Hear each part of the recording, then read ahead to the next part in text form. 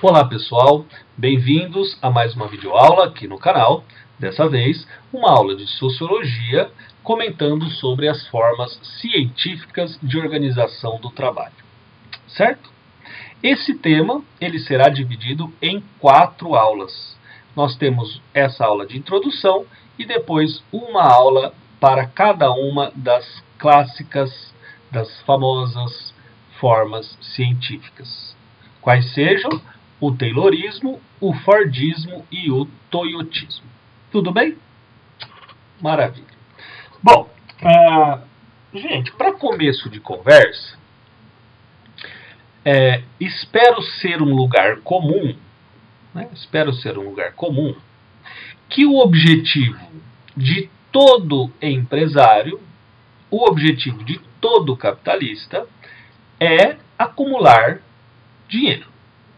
Mais do que acumular dinheiro, é aumentar a sua mais-valia, para usar o termo do Marx, ou então para obter mais lucro. Né? Qualquer empresário, ele está preocupado com isso. Isso o quê?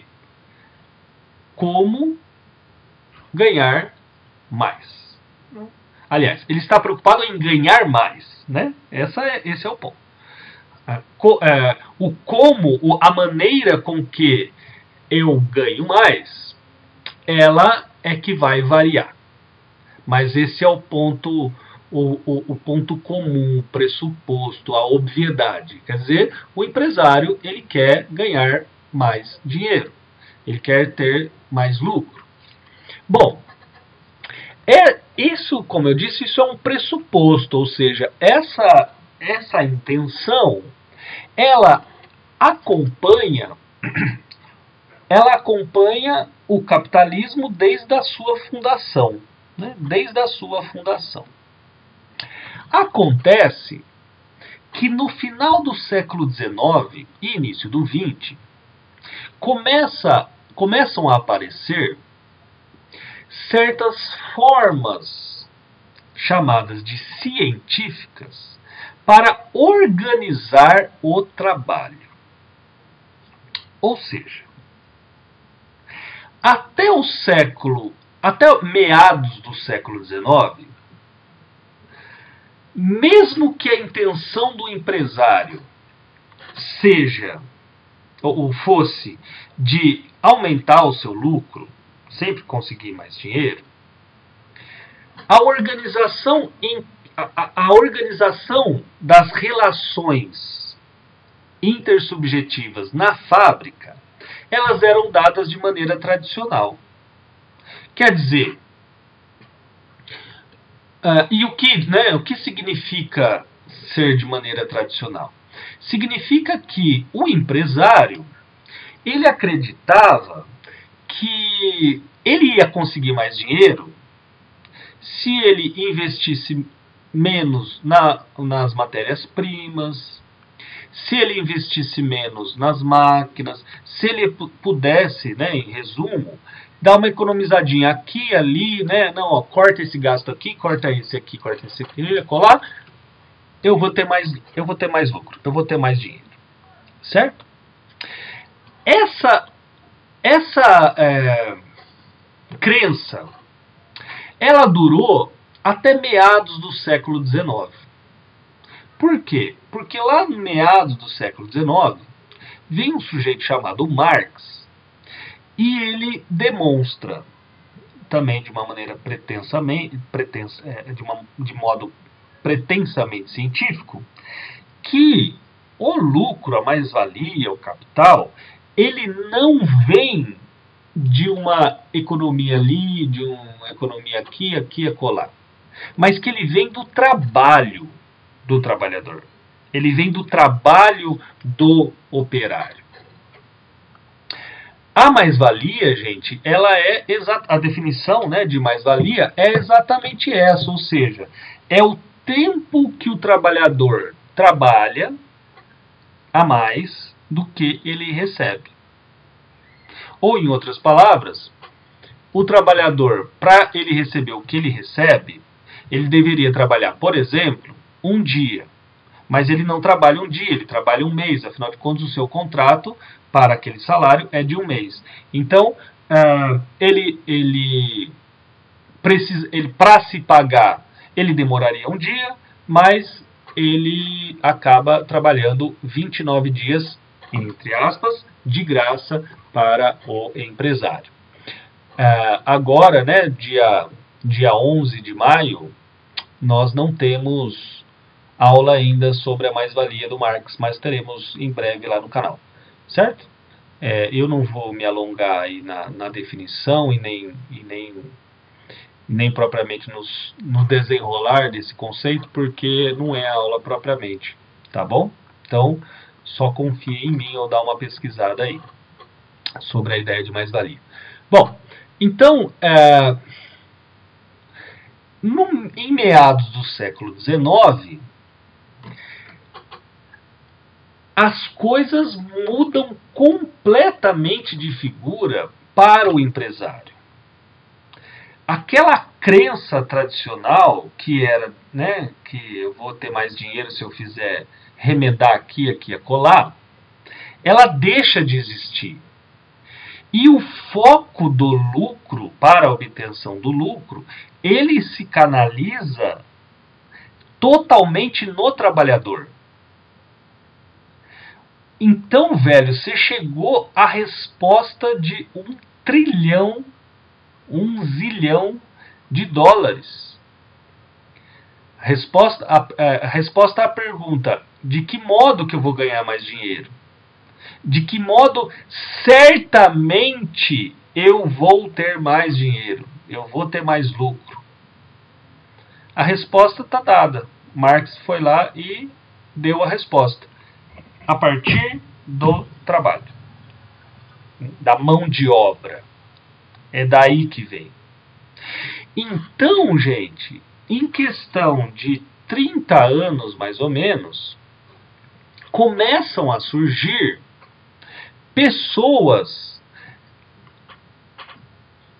interessadas em, tendo a certeza, então, partindo do pressuposto de que o capital, de que a mais-valia, de que o lucro vem do trabalho do trabalhador, de que modo que eu posso organizar as relações dentro da fábrica para que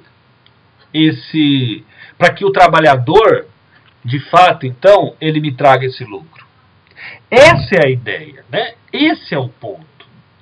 Então, o Taylor, que vem lá em primeiro lugar, ele junto com Ford, depois o toyotismo de um modo geral, com seus representantes, o que eles vão fazer é, sabendo que o dinheiro, sabendo que o lucro vem do trabalho do operário, de que modo que eu posso fazer para que esse trabalhador trabalhe mais? Para quê? Para que eu tenha mais lucro. Certo, gente? Certo? Está claro? Espero que sim. Né? Espero que sim.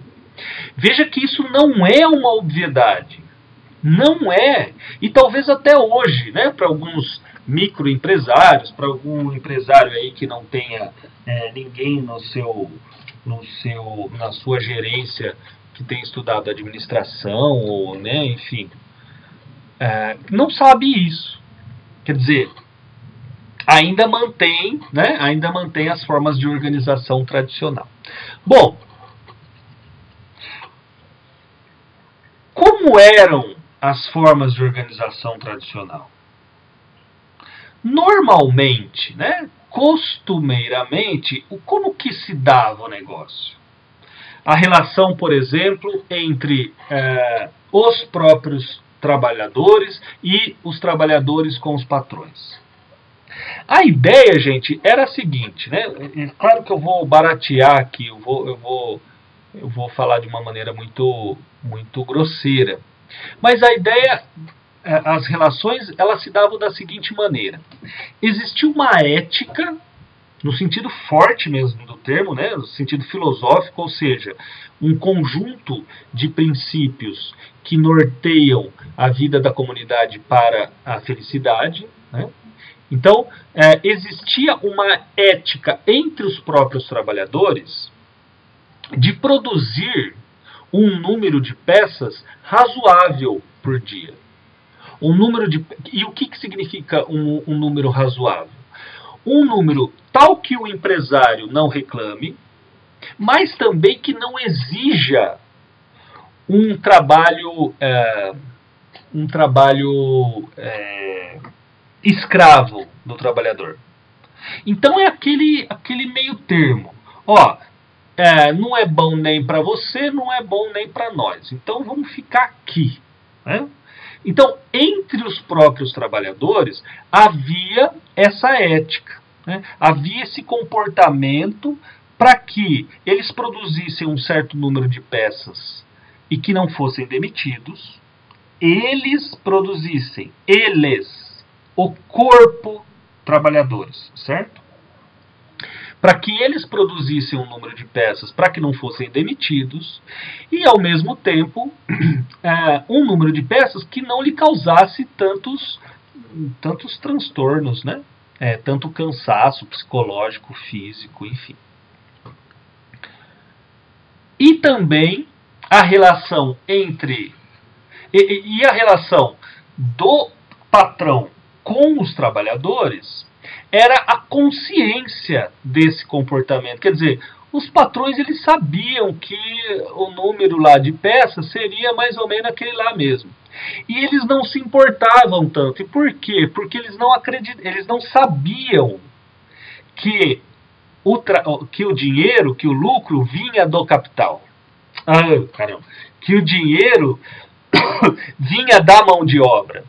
Eles achavam que era, né, de novo, tapar buraco.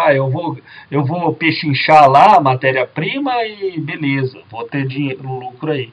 Então, essa era basicamente a forma tradicional. Essa era a forma tradicional. E quais são as características das formas ditas científicas da organização do trabalho? Então, veja, a partir dessa descoberta do Marx e depois com o Taylor, o que nós veremos? Que haverá um controle absurdo do empresário ou do seu correspondente, que seriam os gerentes e administradores, do empresário frente às etapas de produção.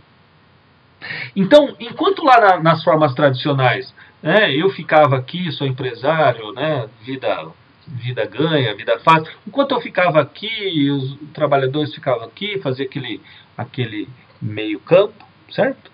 Fazia aquela ideia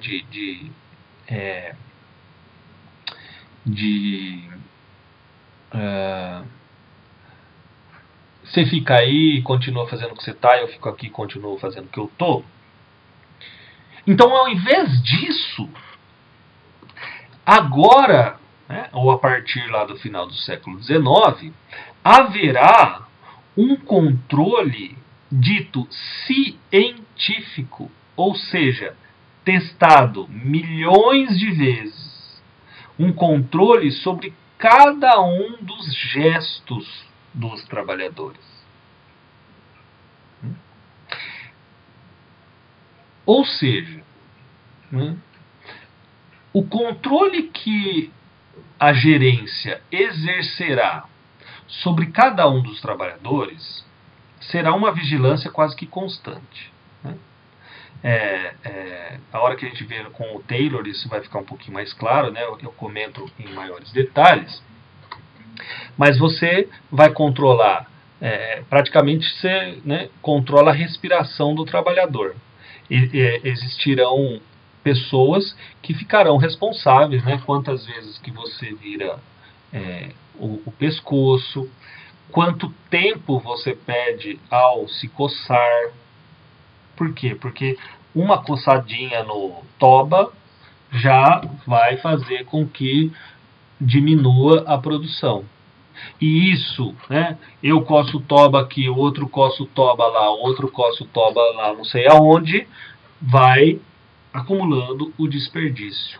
Então, essas formas científicas, elas prezam pela eficácia. Eficácia. Levar o trabalhador até a exaustão. Psíquica e física. Aquele meio campo que existia lá nas formas tradicionais de organização não existem mais.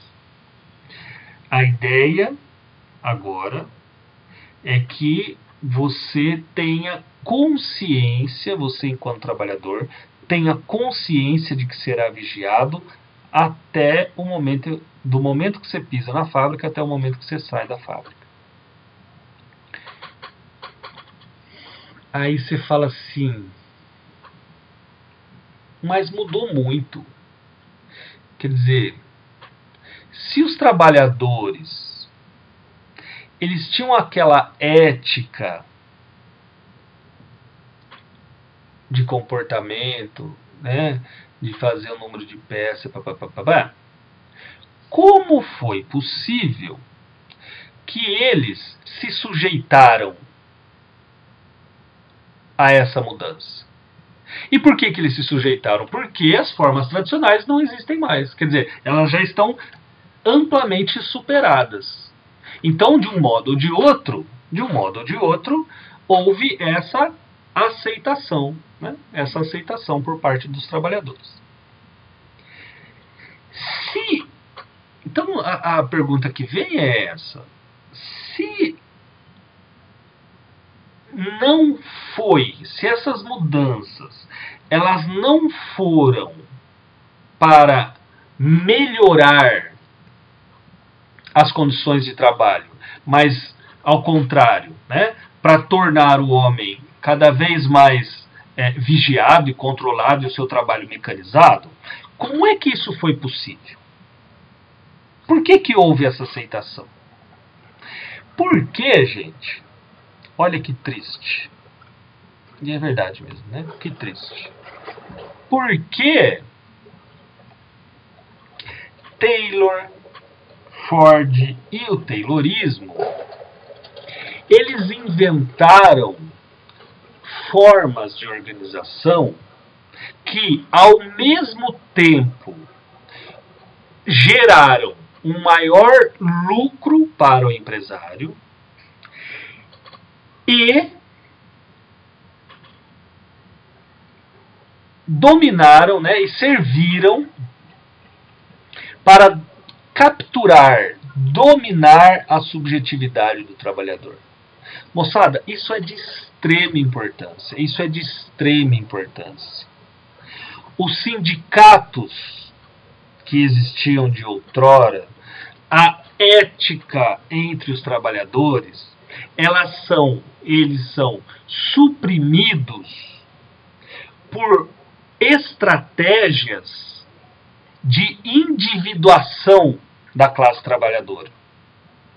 Em outras palavras, essas formas científicas, e até hoje, gente, exatamente assim, né, e até hoje, elas têm como motivação, lógico, o aumento do lucro. Porém, esse aumento do lucro só é possível se os trabalhadores se enxerguem não como mais classe, não como mais categoria, não como mais coletividade, mas como pessoas individuais que ocasionalmente trabalham no mesmo lugar, no mesmo tempo.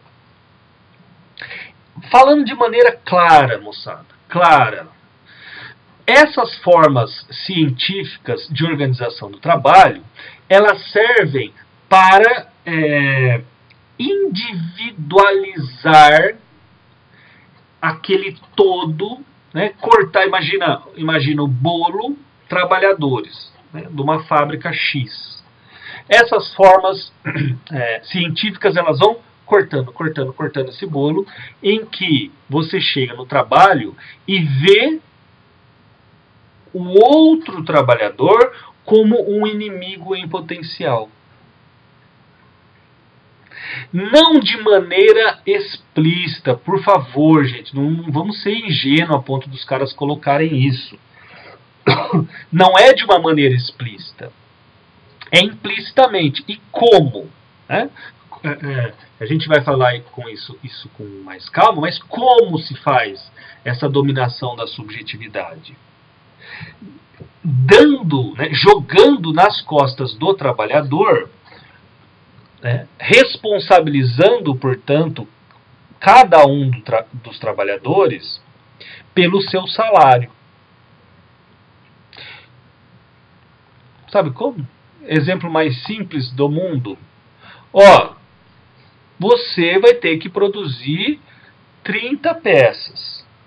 A sua jornada... você produzirá 30 peças. Se você produzir 35, você ganha tanto. Se você produzir 40, você ganha tanto. Se você produzir 10, você é mandado embora. Veja, que puta sacanagem, né? Por quê? Porque aí eu vejo o outro como inimigo. Eu vejo o outro como um sujeito distinto de mim.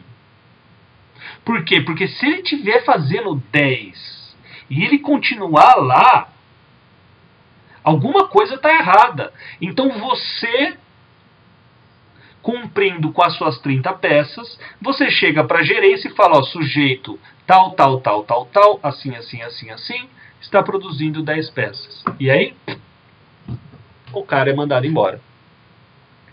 Então essa vigilância, né? Lembra do panóptico? Do Foucault, né? Veio na cabeça agora. A ideia não é do Foucault, não. Enfim, esquece esse devaneio. Depois eu me intero melhor. Então, o indivíduo, ele é controlado pela gerência, como também é controlado pelos outros trabalhadores. Olha que maravilha. Maravilha, claro, para o empresário. Ou seja, aliás, isso tudo porque o eu do sujeito, né, o eu do trabalhador, ele foi comprado pelo empresário.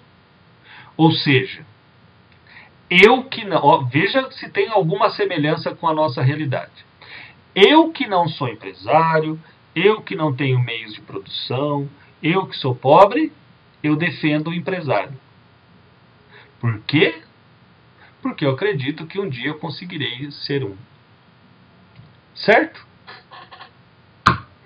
Muito bem. Ficamos por aqui, né? Ficamos por aqui. Espero que essa introdução, confesso, extremamente ácida, ela tenha ficado clara. E lembrando que nas próximas aulas, na próxima aula, que será sobre o Taylor, eu faço uma recapitulação muito rapidinho sobre essa introdução, e aí a gente vê de que forma Taylor, Ford e os fundadores do toyotismo encontraram para captar essa subjetividade do trabalhador, né? A sujeitar o trabalhador trabalhar para algo que não é do seu interesse. Certo? Então tá joia, gente. Muito obrigado pela companhia de vocês. Muito obrigado pela paciência de vocês. Nos vemos nas próximas aulas. Valeu!